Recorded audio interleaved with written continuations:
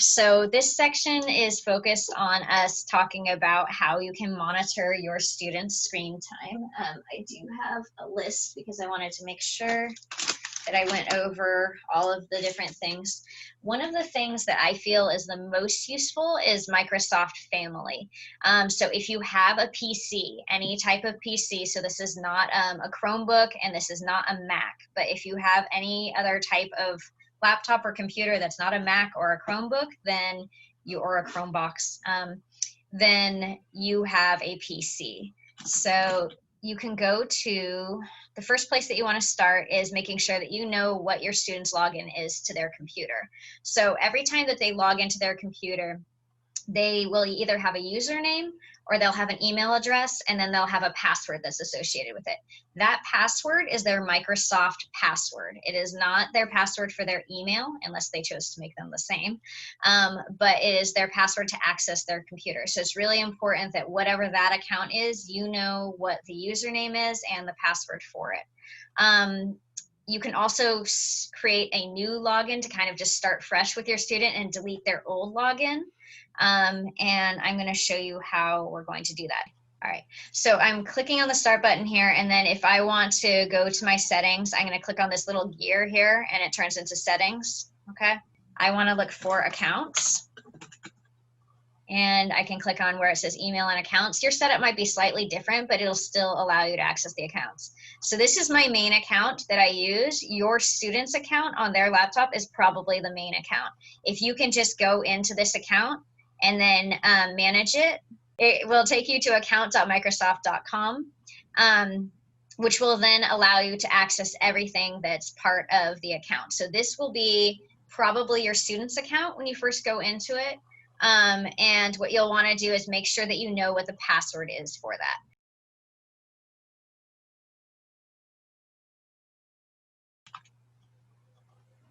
This is the area where you'll be able to control your student's settings.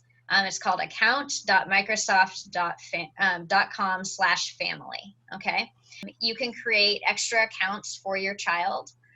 So I created an extra one called sample child, but right now I'll go ahead and create another one so you can see how to do that. So from your account in Microsoft, and if you don't have one yet, your first step is going to need to be go back up a step and go to account.microsoft.com, create yourself an account. Okay, once you do that, you're going to go to accounts.microsoft.com/family, and then you're going to hit a plus button here and you can create a family member. If your student already has a Microsoft login, which they probably do if they've been logging into their PC, you're just going to use the email address that's associated with that account. This is the same email address that popped up when we went into accounts from the Windows Start menu. So if you just type in the email address here and then go ahead and click Next, after you click Next, you'll see that it will ask you what role should they have, an organizer or a member. You want to choose that they're a member, otherwise your student will be able to change their own settings. Once you choose member, then you can go ahead and hit Next, and then that student will be added to your account. If your student does not yet have a Microsoft login, or if you just want to start fresh and delete their old Microsoft login and start a new one, this is how you can create a new child on your account. So I can get a new email address for this person, I can, whatever it would be, and then hit next, and then I'll create a password for them. Okay, and that will add that person to my family. For this sample child here, I can now manage any of the things that are on their screen. So it's important that whatever this email address is for your child and whatever password is associated with this, that is what they're using to log into their computer. You want to delete all other access for them to be able to log into their computer except for that one account. And again, you can do that by going into this area here with the settings, and then you go to the account area, okay? And you can say, if I wanted to get rid of this account, I would add the new account that I created, and then I would delete the old one, right? So because we don't want them to be able to log in on multiple accounts, then you're monitoring an account that they're not using, okay? So again, this account right here, whatever email they have for the one that you're monitoring as part of your family has to be the one that they used to log in. Once they do that, it's actually really pretty cool. I think it's cool. I'm sure that students don't. But as a parent, I think this is great. So I first click on activity at the top. After I click on activity, I can click on activity reporting. That allows it to send me an email right here, because it also turns this on, email weekly reports to me. Every week I get a report on all the websites that that my child went to. I get to know what websites they were trying to access that were actually blocked. I can know what they Googled. It's basically everything. So that's pretty great. So you want to turn that on. Okay, and normally you would see all of their activity here, but obviously this person doesn't actually exist, so they've done nothing. But you can access it at any time here, or you will get that weekly report that's emailed to you. Okay, then we go to Screentime, another great feature. So you can turn on Screentime. You can either turn it on individually. So if your child has an Xbox, they can use this same login that you're managing to access their Xbox. And you can either do one schedule for both devices. That's turning on this right here, which means this schedule will apply to both their Xbox and their computer. Alternatively, you can turn this on for the Xbox and set up a schedule for Xbox, and then also turn it on for their computer and set up a different schedule that only applies to their computer. Okay, I'm just going to do one for the sake of time, but you can do, so again, we click here if I want the same time limits to apply to both things. So now this is pretty great. I can go in here and I can click on this little blue bar and I can say, okay, right now it's set up that my kid can access on Sundays from 7 a.m. to 10 p.m. Well, if I don't like that, I can remove that and I can say, I don't want them to have access until 9 a.m. and I want them to log off at, I don't know, at 9 p.m. So I'm going to add that time and then I'm going to save this. And now you can see it has changed. So they can access the computer anytime between that 9 a.m. and 9 p.m. And then also I can set how much time they're allowed to have. So just because they can access it during that time, that doesn't mean I necessarily want them to be on their computer for 12 hours straight. I can say, okay, I want them to be on for only 3 hours that day because it's Sunday. Whereas on Monday they have school. I know they're going to have about 6 hours of that. So maybe I want them to be able to have a couple of hours of fun. I'm going to say they can have 8.5 hours there. Okay, and you can set this up for every single day of the week of what you think is appropriate for how much time, and also for their schedule of when their computer will allow them to log on and log off. Very important thing to note. If your student is doing something that requires audio, so if they're in a Hangouts call, if they're in a Google Meet, if they're in a Zoom call, or if they're listening to music or listening to a video, if their computer logs them out at the end of the night, it will keep that audio running. So it's really important that if you actually want your kids to be logged off, that you go into their room and make sure their computer gets turned off. As soon as it's turned off, then that call will end, and if they try to turn their computer back on, it won't work. But just so you know, the screen will pop up, it'll say your screen time is over, but that call can still continue because for whatever reason, the audio doesn't get blocked. So it's really important you know that they can continue listening to whatever music, listening to whatever video, or continuing a conversation with a friend past their screen time limits unless you actually turn off the computer. I know I've said a lot so far, so I'm going to pause before I go on to the next thing and just make sure that there aren't any questions about either how to turn on the activity or the screen time or how to create the account. So that was a lot of words. And feel free to put it in the chat if you don't want to say it out loud.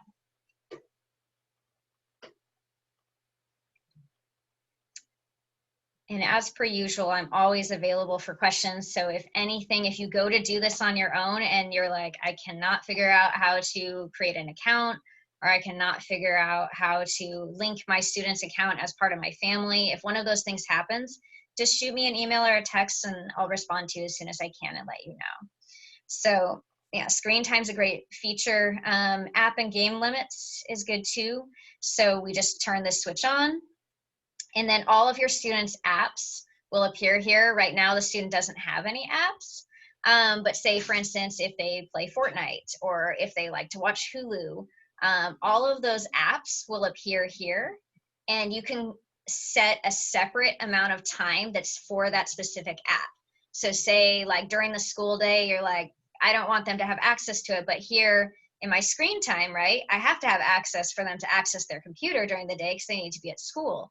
Well, I can go to the app and game limits, and I can say, okay, even though it's telling me that I don't have any apps, but for that, I can then say, okay, but Fortnite's only going to turn on at 4:30 to 8:30 or something, whatever times you think is appropriate. And you can also set a certain amount of time, and you can set certain days of the week. You could also just block it entirely Monday through Friday and only turn it on the weekends.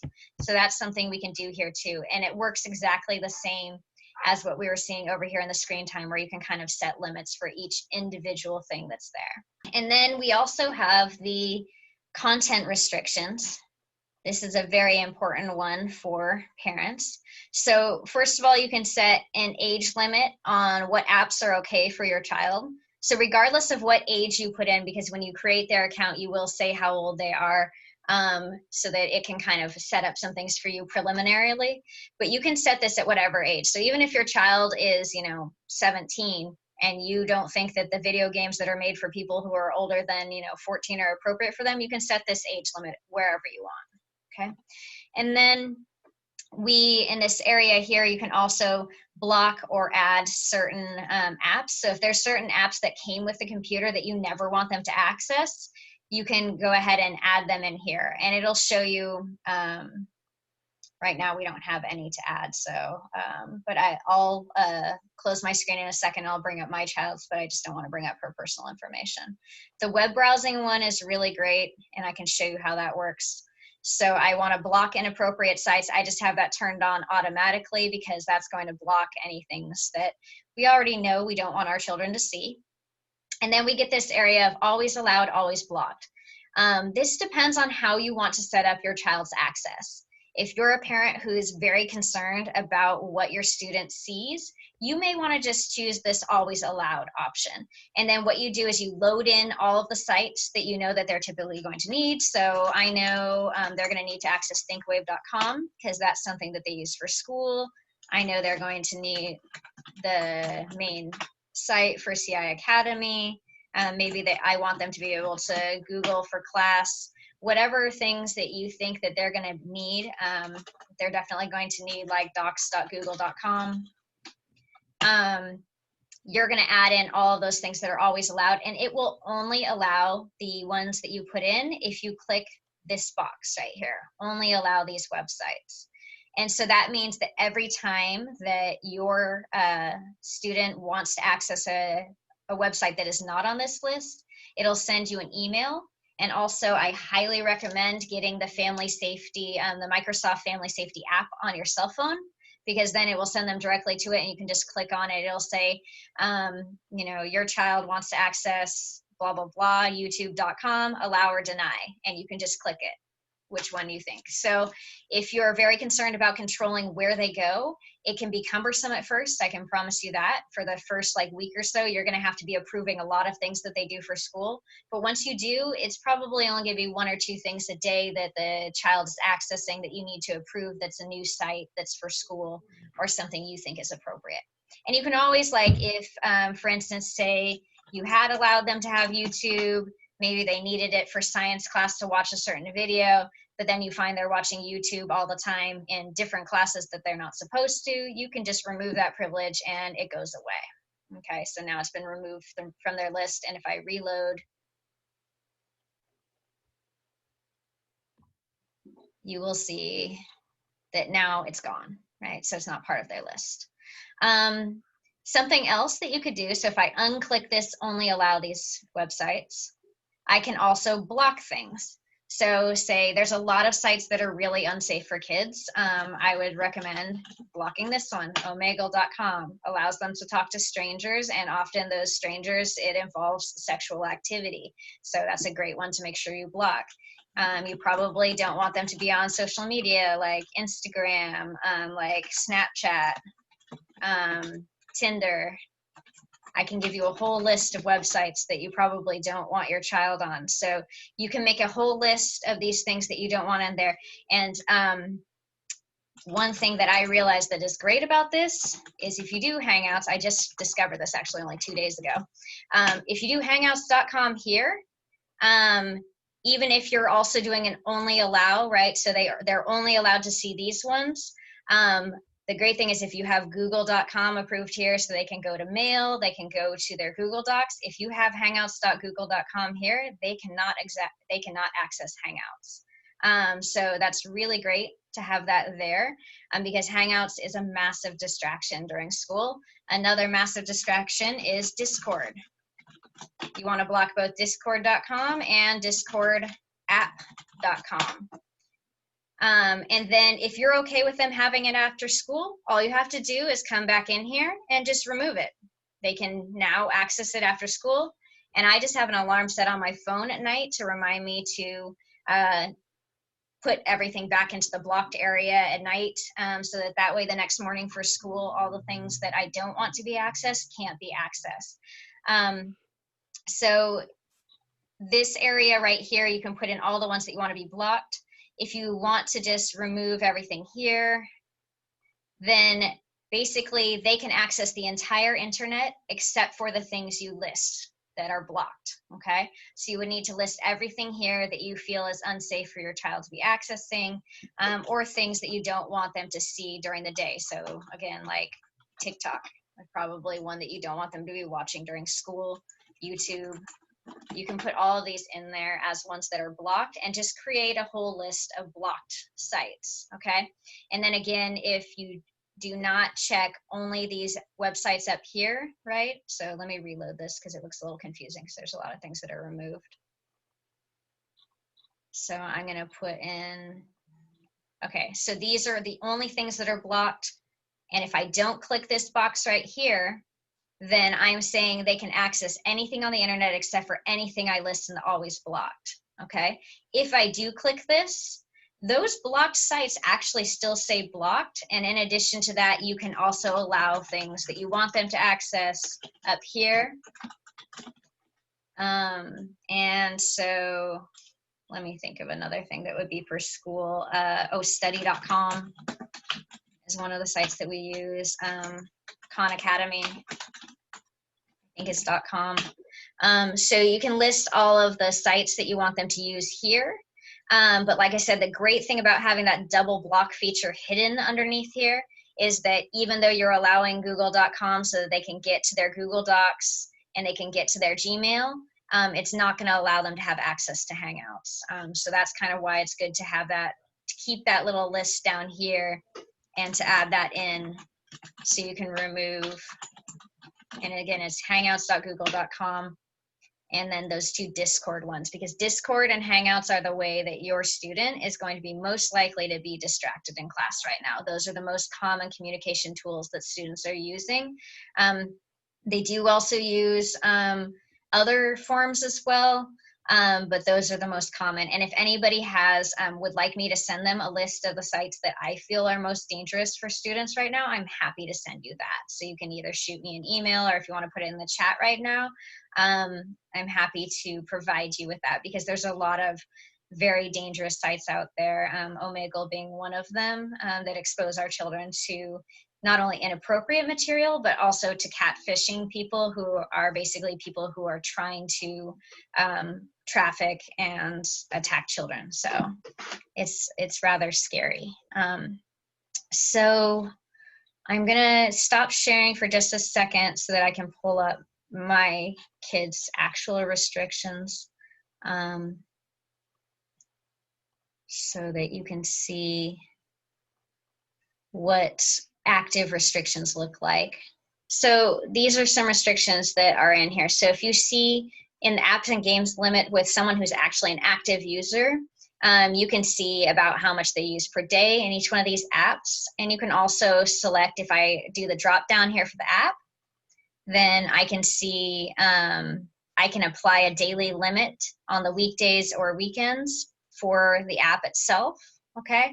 And I can also, if I turn on the filter here, it'll show that now I've applied that daily limit that I put. If I don't turn on the filter, then this app is just controlled by my general screen time limits that I've set for the entire thing. So, and I can also scroll down and I can block this app. Okay. Now, obviously, I wouldn't want to block that app because that's going to give me, it's going to make it so that I can't search online. Okay. So there's all these things. So, for instance, like World of Warcraft. So that's a game. So maybe I want to turn on this here, and then I can say, okay, you can only access it right now. It says 7 a.m. to 9 p.m. and you can only access it for 1 hour. Okay. I could also make it 2 hours if I want, and I can change the time as well that it's allowed. So from the start time to the finish time for every app. Okay. I'm going to go ahead and turn that off. Screen times. So as you can see, these ones are all set with certain hours that are allowed, and the activity, okay, it's going to list for you like the websites that were accessed that were blocked. Okay, it tells you how many times, and for every single one of these websites that were visited, it tells you exactly what time they were accessed, so on and so forth. I don't want to show that too much because that's my kids' information.